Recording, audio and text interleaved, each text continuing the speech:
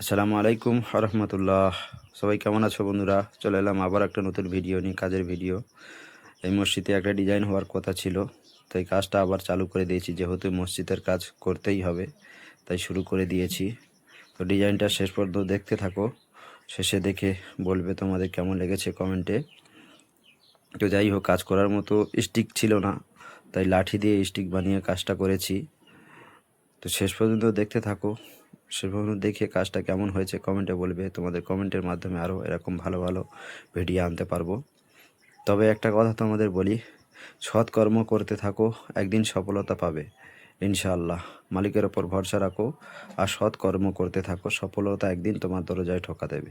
তবে শর্ত একটাই, সৎ কর্ম করতে হবে। যাই হোক, কর্ম কাজ চালু করে দিয়েছি, সফল হওয়া সম্ভব নয়। তো যেহেতু মসজিদের কাজ, তো বন্ধুরা এই ভিডিওটা বেশি বেশি শেয়ার করে দেবে, কারণ এই ভিডিও থেকে যতটা ক্রেডিট হবে সব কিছু মসজিদে দিয়ে দেব।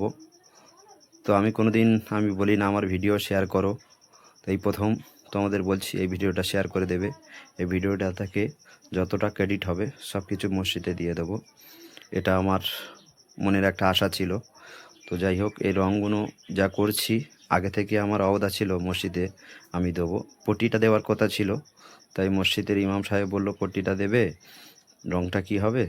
তাই ভাবলাম যে রঙটাও দিয়ে দিই, তাই নিজে থেকে রঙগুলো নিয়ে নিজে থেকে সব কিছু করে দিয়েছি। এটা আমার মনের একটা ইচ্ছা ছিল, তাই করে দিয়েছি।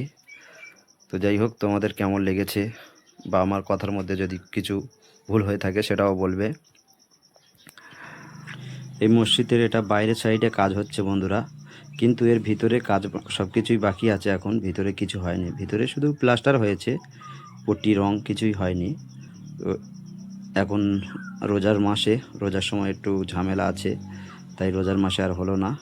রোজাটা কেটে গেলে তার কিছুদিন পরেই ভিতরে পট্টিটা চালু